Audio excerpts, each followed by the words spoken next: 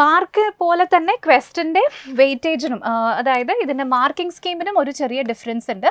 കഴിഞ്ഞ ടിയറിൽ ഒരു ക്വസ്റ്റിന് 2 മാർക്ക് വീതമായിരുന്നുവെങ്കിൽ ഏറ്റവും പ്രമുഖമായ മിനിസ്ട്രികളിൽ വളരെ നല്ല വലിയ പോസ്റ്റുകൾ, ഗ്ലാമറസ് ആയിട്ടുള്ള പ്രസ്റ്റീജിയസ് ആയിട്ടുള്ള പോസ്റ്റുകൾ ലഭിക്കുന്നതിനുള്ള ഏറ്റവും നല്ല മാർഗ്ഗമാണ് അതിനുശേഷം നമ്മുടെ സെക്കൻഡ് സ്റ്റെപ്പ് എന്ന് പറയുന്നത്, നിങ്ങൾ കോൺസെപ്റ്റ് പഠിച്ചു കഴിഞ്ഞിട്ട് നിങ്ങൾ 2 രീതിയിലാണ് പ്രാക്ടീസ് മോഡ് എടുക്കാനായിട്ട് പോകുന്നത്. സിലബസ് തീർന്നില്ല, എന്തെങ്കിലും ടെൻഷൻ ഉണ്ടെങ്കിൽ നിങ്ങൾ പേടിക്കേണ്ട. നമ്മുടെ എൻട്രി ആപ്പിൽ ഓൾറെഡി ഹലോ എല്ലാവർക്കും നമസ്കാരം.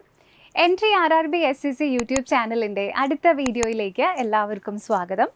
അപ്പോൾ നമ്മുടെ CGL എക്സാമിനേഷൻ്റെ നോട്ടിഫിക്കേഷൻ വന്നു, ആപ്ലിക്കേഷൻ വിൻഡോ സ്റ്റാർട്ട് ചെയ്തു, ക്ലോസ് ചെയ്തു. നിങ്ങളൊക്കെ അപ്ലൈ ചെയ്തിട്ട് എക്സാമിന് വേണ്ടി വെയിറ്റ് ചെയ്യാമെന്ന് നമുക്കറിയാം. സോ നമ്മുടെ എക്സാമിനേഷൻ സെപ്റ്റംബർ ഒക്ടോബറിലാണ് എക്സ്പെക്റ്റ് ചെയ്യുന്നത്. സോ ഫൈനൽ സ്റ്റേജസിലേക്ക് നമ്മളുടെ പ്രിപ്പറേഷൻ അടുത്തുകൊണ്ടിരിക്കുമ്പോൾ എന്തൊക്കെ കാര്യങ്ങളാണ് പ്രിലിംസും മെയിൻസും ഒരുപോലെ പ്രിപ്പയർ ചെയ്യാനായിട്ട് നമുക്ക് ശ്രദ്ധിക്കേണ്ടത് എന്നുള്ള കാര്യങ്ങളാണ് ഇന്നത്തെ വീഡിയോയിൽ നമ്മളിവിടെ ഡിസ്കസ് ചെയ്യാനായിട്ട് പോകുന്നത്. സോ പ്രിലിംസിനും മെയിൻസിനും വേണ്ടിയിട്ടുള്ള ജനറൽ ഇൻ്റലിജൻസ് ആൻഡ് റീസണിങ്ങിൻ്റെ ഏറ്റവും ബെസ്റ്റ് സ്ട്രാറ്റജിയാണ് ഇന്നത്തെ വീഡിയോയിൽ നമ്മളിവിടെ ഡിസ്കസ് ചെയ്യുന്നത്. അപ്പോൾ എല്ലാവർക്കും നമ്മുടെ ഇന്നത്തെ വീഡിയോയിലേക്ക് ഒരിക്കൽ കൂടി സ്വാഗതം. അപ്പോൾ ഇന്നത്തെ നമ്മുടെ വീഡിയോയിലേക്ക് പോകുന്നതിന് മുൻപ് ഇത്രയും ഡിപ്പാർട്ട്മെൻറ്റ്സ് ആണ് എൻ്റെ പുറകിൽ ഇവിടെ കാണാൻ നിങ്ങൾക്ക് പറ്റുന്നത്. വേറെ ഒന്നിനു വേണ്ടിയല്ല വെച്ചിരിക്കുന്നത്, നിങ്ങൾ പഠിക്കുന്ന സമയത്ത് ഇത് കണ്ട് ഒരു ചെറിയ മോട്ടിവേഷൻ ഒന്നും കൂടി വന്നോട്ടെ എന്നോർത്ത് വെച്ചതേ ഉള്ളൂ. സെൻട്രൽ ഗവൺമെൻറ് മിനിസ്ട്രികളിൽ ഏറ്റവും പ്രമുഖമായ മിനിസ്ട്രികളിൽ വളരെ നല്ല വലിയ പോസ്റ്റുകൾ, ഗ്ലാമറസ് ആയിട്ടുള്ള പ്രസ്റ്റീജിയസ് ആയിട്ടുള്ള പോസ്റ്റുകൾ ലഭിക്കുന്നതിനുള്ള ഏറ്റവും നല്ല മാർഗ്ഗമാണ് നമ്മുടെ മിനി UPSC എക്സാം എന്നറിയപ്പെടുന്ന SSC CGL എക്സാമിനേഷൻ. ഈ കാണുന്ന ഡിപ്പാർട്ട്മെൻറ്റുകൾ മാത്രമല്ല, ഇതുപോലെ ഒട്ടനേകം ഡിപ്പാർട്ട്മെൻറ്റുകളിൽ നിങ്ങൾക്ക് വളരെ നല്ല ഉയർന്ന ശമ്പളത്തോടുകൂടി വളരെ നല്ല ജോലി കരസ്ഥമാക്കാൻ പറ്റിയ ഏറ്റവും നല്ല ഓപ്പർച്യൂണിറ്റിയാണിത്. അപ്പോൾ ഇത് ആരും മിസ് ചെയ്ത് കളയരുത്. സാധാരണ എല്ലാ തവണയും വരുന്നത് പോലെയല്ല, 17,727 വേക്കൻസീസ് ആണ് SSC CGL അനൗൺസ് ചെയ്തിരിക്കുന്നത്. നോർമലി 8,000-7,000 റേഞ്ചിൽ വരുന്ന വേക്കൻസീസ് ഇത്തവണ 3 ഇരട്ടിയായിട്ട് 18,000-ൻ്റെ അടുത്തേക്ക് വന്നിട്ടുണ്ട്. സോ നിങ്ങൾക്ക് ജോലി കിട്ടാനുള്ള സാധ്യത 3 ഇരട്ടിയാണ് ഇത്തവണ. ഓക്കെ, അപ്പോൾ ഇതൊരു വണ്ടർഫുൾ ഓപ്പർച്യൂണിറ്റിയാണ്. നിങ്ങൾ ആരും ഇത് മിസ് ചെയ്ത് കളയരുത് പ്ലീസ്. ഓക്കെ, അപ്പോൾ ഇന്നത്തെ വീഡിയോയിൽ നമ്മൾ ഡിസ്കസ് ചെയ്യാനായിട്ട് പോകുന്നത് ജനറൽ ഇൻ്റലിജൻസ് ആൻഡ് റീസണിങ്ങിൻ്റെ സ്ട്രാറ്റജിയാണ്.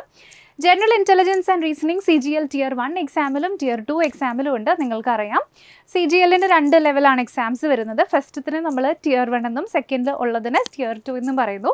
രണ്ടിലും ഓൾമോസ്റ്റ് സിമിലർ സബ്ജക്റ്റുകൾ തന്നെയാണ്. പക്ഷേ സെക്കൻഡ് സ്റ്റേജിലേക്ക് മാറുമ്പം കോൺസെപ്റ്റ് ഒന്നും മാറുന്നില്ല, ഷോർട്ട് കട്ട്സ് മാറുന്നില്ല, പക്ഷേ ക്വസ്റ്റൻ്റെ ലെവൽ മാത്രം ചെറുതായിട്ടൊന്ന് വ്യത്യാസം വരുന്നുണ്ട്. സോ അതെങ്ങനെയാണെന്നൊക്കെയാണ് നമ്മൾ ഇന്നത്തെ വീഡിയോയിൽ നോക്കുന്നത്. അപ്പോൾ നിങ്ങൾക്കിപ്പോൾ കാണാൻ സാധിക്കുന്നത് CGL Tier 1 എക്സാമിനേഷൻ്റെ സ്കീം ഓഫ് ദി എക്സാമിനേഷൻ ആണ്. 4 സബ്ജക്റ്റുകളാണ് ജനറൽ ഇൻ്റലിജൻസ് ആൻഡ് റീസണിങ് അടക്കം CGL എക്സാമിൻ്റെ Tier 1 വരുന്നത്. അതിൽ ഓരോ സെക്ഷനും തുല്യ വെയിറ്റേജ് ആണ് CGLൻ്റെ ഫസ്റ്റത്തെ സ്റ്റേജിൽ വരുമ്പോൾ.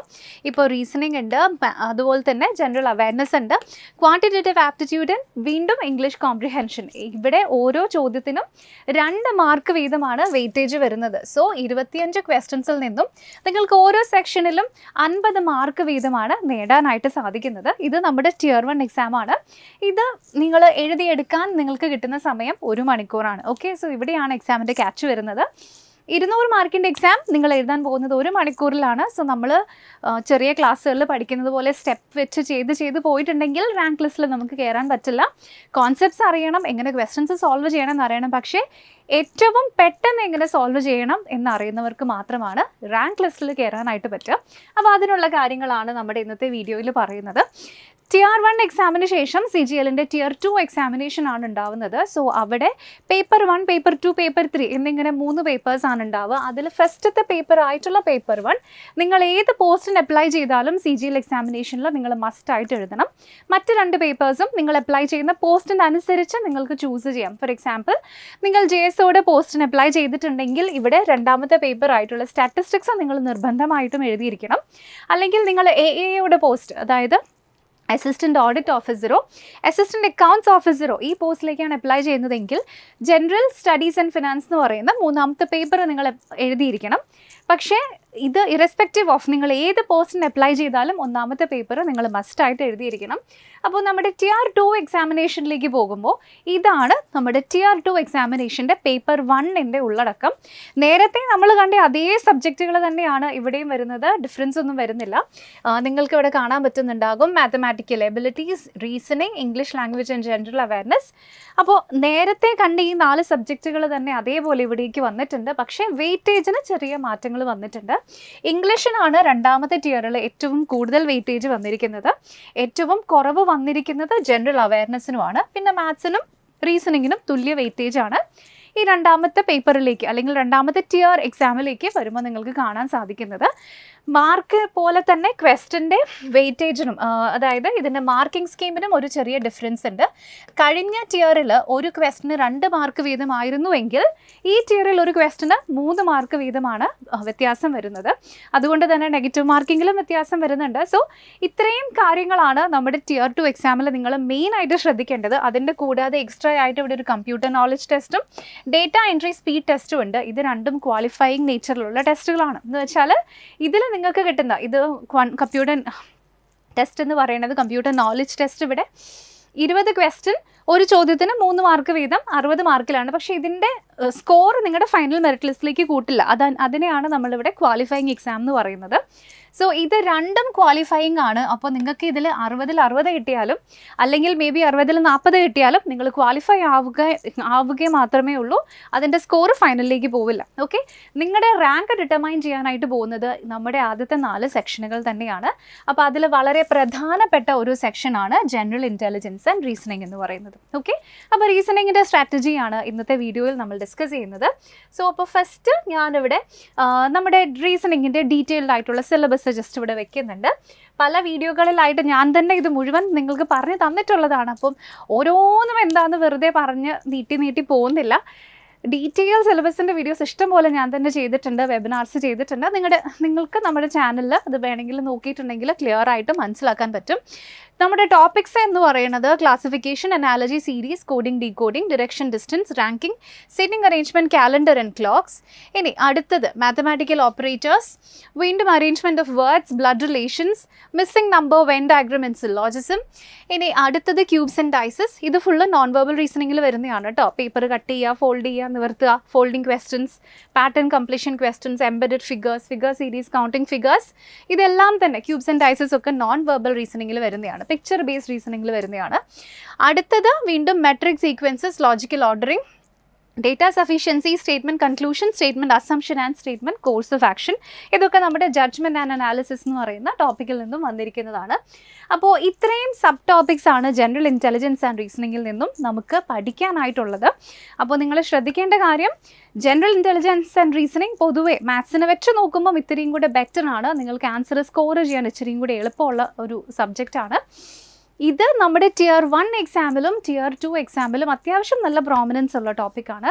അതുകൊണ്ട് മസ്റ്റായിട്ടും ഇത് നിങ്ങൾ വിട്ട് കളയരുത്. കാരണം മാത്സിനെ വെച്ച് പേഴ്സണലി പറയുകയാണ്, കമ്പയർ ചെയ്യുന്ന സമയത്ത് കുറച്ചും കൂടെ സ്പീഡിൽ നിങ്ങൾക്ക് ആൻസർ കിട്ടും ജനറൽ ഇൻ്റലിജൻസ് ആൻഡ് റീസണിങ്. പക്ഷേ Tier 1 മാത്സിലെ ക്വസ്റ്റൻ ആൻസർ ചെയ്താലും റീസണിങ്ങിലെ ക്വസ്റ്റൻ ആൻസർ ചെയ്താലും നിങ്ങൾക്ക് ഒരു ചോദ്യത്തിന് 2 മാർക്കാണ് കിട്ടുക. Tier 2 പോകുമ്പോൾ ഇതിൽ 2 ആൻസർ ചെയ്താലും ഒരു ക്വസ്റ്റനിൽ നിന്ന് 3 മാർക്കാണ് കിട്ടുന്നത്. സോ അപ്പോൾ ഏറ്റവും കൂടുതൽ കറക്റ്റ് ആൻസേഴ്സ് ഏറ്റവും സ്പീഡിൽ കിട്ടുന്ന സബ്ജക്റ്റുകളാണ് നമ്മൾ കൂടുതൽ ഫോക്കസ് ചെയ്യേണ്ടത്. ഓക്കെ, സോ ഇനി അത് എങ്ങനെ ചെയ്യണം എന്നാണ് പറയുന്നത്. സോ നമ്മുടെ സ്റ്റെപ്പ് നമ്പർ 1 എന്ന് പറയുന്നത് ഡെഫിനറ്റ്ലി അണ്ടർസ്റ്റാൻഡിങ് ദി കോൺസെപ്റ്റ് തന്നെയായിരിക്കും. ഒരു കാര്യത്തിൻ്റെ കോൺസെപ്റ്റ് മനസ്സിലാക്കാതെ നിങ്ങൾ എന്ത് ഷോർട്ട് കട്ട് പഠിച്ചിട്ടും കാര്യമില്ല, നിങ്ങൾ മറന്നു പോകും. അല്ലെങ്കിൽ ക്വസ്റ്റൻ ഒന്ന് തലതിരിച്ച് ചോദിച്ചിട്ടുണ്ടെങ്കിൽ നിങ്ങൾക്ക് അപ്ലൈ ചെയ്യാനായിട്ട് പറ്റില്ല. സോ ബേസിക് ആയിട്ടുള്ള കാര്യം കോൺസെപ്റ്റ് പഠിക്കുക എന്നുള്ളത് തന്നെയാണ്. അത് തന്നെയാണ് നമ്മുടെ ഗ്രൗണ്ട് റൂൾ എന്ന് പറയുന്നത്. അത് ഓൾമോസ്റ്റ് നിങ്ങളെല്ലാവരും ഏകദേശം പഠിച്ചിട്ടുണ്ടാകും. നമ്മുടെ എക്സാം അടുത്തുകൊണ്ടിരിക്കുകയാണ്. ഓൾമോസ്റ്റ് 40+ ദിവസങ്ങൾ മാത്രമാണ് നമ്മുടെ എക്സാമിന് ഇനി ബാക്കിയുള്ളൂ. അപ്പോൾ ഏതെങ്കിലുമൊക്കെ കോൺസെപ്റ്റ് നിങ്ങൾക്ക് അവിടെ ഇവിടെയും കുറച്ച് മിസ്സിംഗ് ആയിട്ട് തോന്നുകയാണെങ്കിൽ അത് എത്രയും പെട്ടെന്ന് തന്നെ ടോപ്പിക്സിലെ ബേസിക് കോൺസെപ്റ്റുകൾ കംപ്ലീറ്റ് ആയിട്ട് കവർ ചെയ്തോളൂ. അതിനുശേഷം നമ്മുടെ സെക്കൻഡ് സ്റ്റെപ്പ് എന്ന് പറയുന്നത്, നിങ്ങൾ കോൺസെപ്റ്റ് പഠിച്ചു കഴിഞ്ഞിട്ട് നിങ്ങൾ 2 രീതിയിലാണ് പ്രാക്ടീസ് മോഡ് എടുക്കാനായിട്ട് പോകുന്നത്. അതിൽ ഒന്നാമത്തെ പ്രാക്ടീസ് മോഡ് എന്ന് പറയുന്നത് ഹാൻഡ്സ് ഓൺ പ്രാക്ടീസ് മോഡാണ്. അതായത് നിങ്ങൾ ബേസിക് കോൺസെപ്റ്റ്സിൽ പഠിച്ച കാര്യങ്ങൾ ജസ്റ്റ് നിങ്ങളുടെ കൈകൊണ്ട് ചെയ്ത് നോക്കി ഒന്ന് പരിചയപ്പെടുത്തുന്നതിന് വേണ്ടിയിട്ടുള്ള മോഡാണിത്. ഇവിടെ നിങ്ങൾ സ്പീഡിലേക്ക് ഫോക്കസ് ചെയ്യുന്നില്ല, പഠിച്ച കാര്യങ്ങൾ ക്വസ്റ്റ്യൻസിൻ്റെ രൂപത്തിൽ ചോദിക്കുമ്പം അതെങ്ങനെ സോൾവ് ചെയ്യണം എന്ന് മനസ്സിലാക്കി നിങ്ങൾ മെല്ലെ മെല്ലെ ചെയ്തു പോകുന്നതേ ഉള്ളൂ.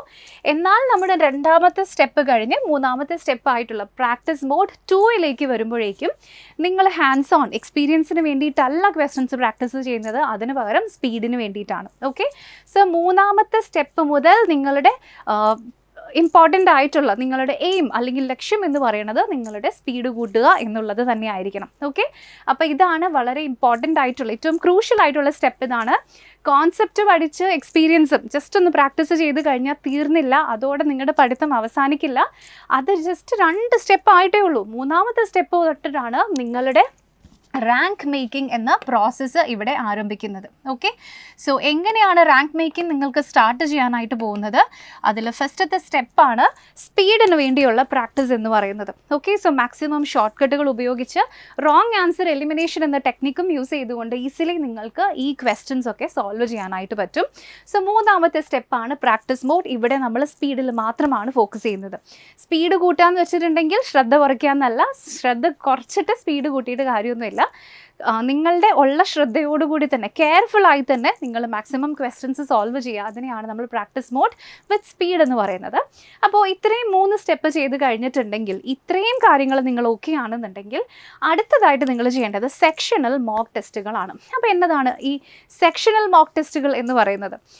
നിങ്ങൾക്കറിയാം, നേരത്തെ നമ്മൾ പറഞ്ഞതുപോലെ 4 സെക്ഷൻസ് ആണുള്ളത്. ഇപ്പം റീസണിങ്ങിൽ നോക്കുകയാണെങ്കിൽ coding and decoding, analogy, series 3 ടോപ്പിക്കുകൾ നിങ്ങൾ പഠിച്ചു. പക്ഷേ ഇനി മാത്സിലെയും കുറച്ച് ടോപ്പിക്സ് നിങ്ങൾ പഠിച്ചു. അപ്പോൾ എല്ലാം കൂടി ഒരുമിച്ച് നിങ്ങൾക്ക് ഒരിക്കലും സോൾവ് ചെയ്യുന്ന പ്രാക്ടീസ് അപ്പം കിട്ടുന്നുണ്ടാവില്ല അല്ലേ? എന്നാൽ നിങ്ങൾ കോൺസെപ്റ്റ്സ് ഒക്കെ ഏകദേശം ഒന്ന് കവർ ചെയ്ത് കഴിഞ്ഞിട്ട് നിങ്ങൾ അടുത്തതായിട്ട് ചെയ്യേണ്ടത് എന്താണെന്ന് വെച്ചാൽ, ഇവിടെ തന്നിരിക്കുന്ന സെക്ഷൻസ് ഉണ്ടല്ലോ, ജനറൽ ഇൻ്റലിജൻസ് ആൻഡ് റീസണിങ്ങിൽ ആണെങ്കിൽ ആ സെക്ഷൻ, മാത്സ് ആണെങ്കിൽ ആ സെക്ഷൻ, ഓരോ സെക്ഷൻ മാത്രം സെലക്ട് ചെയ്തുകൊണ്ട് അവിടെയുള്ള മാക്സിമം മോക്ക് ടെസ്റ്റുകൾ നിങ്ങൾ ചെയ്യുക. അത് ടോപ്പിക് വൈസ് ആണെങ്കിലും കുഴപ്പമില്ല. തുടക്കത്തിൽ നിങ്ങൾക്ക് ടോപ്പിക് വൈസ് ആയിരിക്കും ചെയ്യാൻ പറ്റുക. കാരണം 3-4 സബ്ജക്ട്സ് ടോപ്പിക്സ് ആണ് നിങ്ങൾ പഠിച്ചിട്ടുള്ളൂ എന്നുണ്ടെങ്കിൽ അത് വെച്ചിട്ടാണ് നിങ്ങൾക്ക് മോക്ക് ടെസ്റ്റുകൾ ചെയ്യാൻ പറ്റുള്ളൂ അല്ലേ? അതിനുശേഷം നിങ്ങൾ പ്രീവിയസ് ഇയർ ക്വസ്റ്റ്യൻസും മാക്സിമം ചെയ്യുക. പ്രീവിയസ് ഇയർ ക്വസ്റ്റ്യൻസ് ഒക്കെ മോക്ക് ടെസ്റ്റിൻ്റെ രൂപത്തിൽ തന്നെ കിട്ടുകയാണെന്നുണ്ടെങ്കിൽ നിങ്ങൾക്ക് ഇത്രയും കൂടെ ബെറ്റർ ആയിരിക്കും. കാരണം ടൈമറൊക്കെ വെച്ചിട്ട് ചെയ്യുന്ന സമയത്ത് ഇത്രയും കൂടെ ബെറ്റർ ആയിട്ട് സ്പീഡ് നിങ്ങൾക്ക് കൂട്ടാനായിട്ട് പറ്റും. അതിനുശേഷം വരുന്ന നമ്മുടെ 4ാമത്തെ സ്റ്റെപ്പ് കഴിഞ്ഞ് വരുന്ന 5ാമത്തെ സ്റ്റെപ്പാണ് നമ്മുടെ ഫുൾ ലെങ്ത് മോക്ക് ടെസ്റ്റുകൾ. അതായത് 4 സെക്ഷൻസ് ഉണ്ട്, അതിനെ സെക്ഷൻ ആക്കി നമ്മൾ തിരിച്ചു, സെക്ഷണൽ മോക്ക് ടെസ്റ്റ് എടുത്തു. അതിനുശേഷം 4 സെക്ഷൻസും ഒരുമിച്ച് വരുന്ന ആക്ച്വൽ എക്സാമിനേഷൻ പോലെ തന്നെ 1 മണിക്കൂർ വരുന്ന മോക്ക് ടെസ്റ്റുകളിനെയാണ് നമ്മൾ സാധാരണ ഫുൾ ലെങ്ത് മോക്ക് ടെസ്റ്റുകൾ എന്ന് പറയുന്നത്. അത് നിങ്ങൾ മസ്റ്റായിട്ടും വർക്കൗട്ട് ചെയ്യും. ഇത് സെക്ഷണൽ മാത്രം ചെയ്തിട്ടുണ്ടെങ്കിൽ ഓരോ സെക്ഷനിലും നിങ്ങൾ എക്സെൽ ചെയ്യും, ശരിയാണ്. പക്ഷേ ആ മൊത്തത്തിൽ കിട്ടുന്ന 1 മണിക്കൂറിൽ നിങ്ങൾക്ക് എന്തുമാത്രം ക്വസ്റ്റ്യൻസ് ചെയ്യാൻ പറ്റും എന്നതിൻ്റെ ഐഡിയ നിങ്ങൾക്ക് കിട്ടുന്നത് ഫുൾ ലെങ്ത് മോക്ക് ടെസ്റ്റുകൾ ചെയ്യുമ്പോൾ മാത്രമാണ്. ഓക്കെ, അപ്പോൾ ഇത് വളരെ ക്രൂഷ്യൽ ആയിട്ടുള്ള ഒരു സ്റ്റെപ്പാണ്. സോ ഇത് മാക്സിമം ക്വസ്റ്റ്യൻസ് വർക്കൗട്ട് ചെയ്തതിന് ശേഷം നമ്മുടെ സേഫ് സ്കോർ ഔട്ട് ഓഫ് 200, ഇപ്പോൾ CGL-ൻ്റെ പ്രിലിംസിൻ്റെ ഒക്കെ പറയുകയാണെങ്കിൽ ഒരു 170+ ആണ് സേഫ് സ്കോർ എന്ന് പറയുന്നത്. അവിടേക്ക് എത്തിക്കാൻ നിങ്ങൾക്ക് പറ്റണം. ഓക്കെ, അപ്പോൾ ഇത്രയും കാര്യങ്ങളാണ് ഈ സ്ട്രാറ്റജിയിൽ നമ്മളിവിടെ ഡിസ്കസ് ചെയ്തിട്ടുള്ളത്. സോ നിങ്ങൾക്ക് എങ്ങനെ പഠിക്കും, ഇനിയും പഠിച്ച് തീർന്നിട്ടില്ല, എവിടെ എത്തിയോന്ന് അറിയില്ല, സിലബസ് തീർന്നില്ല, എന്തെങ്കിലും ടെൻഷൻ ഉണ്ടെങ്കിൽ നിങ്ങൾ പേടിക്കേണ്ട. നമ്മുടെ എൻട്രി ആപ്പിൽ ഓൾറെഡി നമ്മുടെ കോഴ്സസ് ഒക്കെ അവൈലബിൾ ആണ്. മിഷൻ CGL 2024-25 എന്ന് പറയുന്ന കോഴ്സ് അവൈലബിൾ ആണ്. സോ നമ്മുടെ കോഴ്സസിൻ്റെ പ്രത്യേകതകളൊക്കെ എല്ലാവർക്കും അറിയാം അല്ലേ? Unlimited access to recorded classes ആണ്. അതുപോലെ തന്നെ ഡെയിലി ലൈവ് ക്ലാസ്സസ് ഉണ്ടായിരിക്കും. പിന്നെ ടീച്ചേഴ്സിൻ്റെ ഹാൻഡ് റിട്ടൺ മെറ്റീരിയൽസ് അടക്കമുള്ള PDF-കളും സ്റ്റഡി മെറ്റീരിയൽസും നിങ്ങൾക്ക് കിട്ടും. നേരത്തെ ഞാൻ പറഞ്ഞിട്ടുണ്ടായിരുന്ന പോലെ ഇഷ്ടം പോലെ മോക്ക് ടെസ്റ്റുകളും ലൈവ് ക്വിസസും നമ്മുടെ ആപ്പിൽ അവൈലബിൾ ആണ്.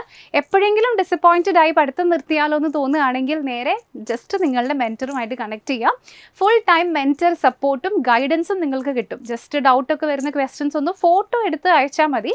വാട്സാപ്പ് കമ്മ്യൂണിറ്റീസ് ഉണ്ട് നമുക്ക്, അതിൽ നിങ്ങൾ പാർട്ടായിരിക്കും. സോ അങ്ങനെ നിങ്ങൾ ഒറ്റയ്ക്കല്ല, നിങ്ങളുടെ കൂടെ ഒത്തിരി പേര് സപ്പോർട്ട് ചെയ്തുകൊണ്ട് നിങ്ങൾക്ക് ഡെഫിനറ്റ്ലി എക്സാം ക്രാക്ക് ചെയ്യാനായിട്ട് പറ്റും. ഓക്കെ, അപ്പോൾ ഇത്രയും കാര്യങ്ങളാണ് നമ്മുടെ ഈ കോഴ്സിൽ നമ്മൾ ഇൻക്ലൂഡ് ചെയ്തിരിക്കുന്നത്. ഇതിനെ പറ്റിയിട്ട് എന്തെങ്കിലും ഡൗട്ടോ ക്വസ്റ്റനോ തോന്നുകയാണെങ്കിൽ മടിക്കേണ്ട, നേരെ ഈ നമ്പറിലേക്ക് ജസ്റ്റ് ഒന്ന് കണക്ട് ചെയ്താൽ മതി. നിങ്ങൾക്ക് കോഴ്സ് സംബന്ധമായിട്ടുള്ള ഡൗട്ട്സോ അല്ലെങ്കിൽ എക്സാം സംബന്ധമായിട്ടുള്ള ഡൗട്ടോ എന്തുണ്ടെങ്കിലും ഇവിടേക്ക് ജസ്റ്റ് ഒന്ന് കണക്ട് ചെയ്ത് ചോദിച്ചാൽ മതി. ഇത് നമ്മുടെ അക്കാഡമിക് കൗൺസിലറിൻ്റെ നമ്പറാണ്. അല്ലെങ്കിൽ പിന്നെ വീണ്ടും നമ്മുടെ ഈ വീഡിയോയുടെ ഡിസ്ക്രിപ്ഷനിൽ ഒരു ഗൂഗിൾ ഫോം കൊടുക്കാറുണ്ട്. നിങ്ങളുടെ ക്വയറീസ് അതിൽ എഴുതി ചോദിച്ച് നിങ്ങളുടെ കോൺടാക്ട് ഡീറ്റെയിൽസ് തന്നാൽ ഞങ്ങൾ നിങ്ങളെ അങ്ങോട്ട് കോൺടാക്റ്റ് ചെയ്യുന്നതായിരിക്കും. വീണ്ടും നമ്മുടെ കോഴ്സസിൻ്റെയൊക്കെ ചില സമയത്ത് ഓഫർ പ്രൈസസിൽ റൺ ചെയ്യാറുണ്ട്. അതിൻ്റെ ഡീറ്റെയിൽസ് അറിയാനും ഈ നമ്പറിലേക്ക് ഒന്ന് കണക്ട് ചെയ്താൽ മതി. ഓക്കെ, അപ്പോൾ ഇത്രയും കാര്യങ്ങളാണ് ഇന്നത്തെ നമ്മുടെ വീഡിയോയിൽ ഡിസ്കസ് ചെയ്തിട്ടുള്ളത്. സോ നമ്മളിവിടെ മെയിൻസിൻ്റെയും പ്രിലിംസിൻ്റെയും റീസണിങ് സ്ട്രാറ്റജിയാണ് ഇപ്പോൾ കവർ ചെയ്തത്. ഇതെല്ലാവർക്കും ക്ലിയർ ആയിട്ട് മനസ്സിലായിട്ടുണ്ടാവുമെന്ന് കരുതുന്നു. അപ്പോൾ നിങ്ങൾക്ക് ഈ വീഡിയോനെ പറ്റിയിട്ടുള്ള അഭിപ്രായങ്ങളൊക്കെ തീർച്ചയായിട്ടും കോമെൻറ്റ്സിലൂടെ എഴുതി അറിയിക്കുക. അടുത്ത വീഡിയോയിൽ മറ്റൊരു ടോപ്പിക്കുമായി വീണ്ടും കാണാം. Thank you so much for watching.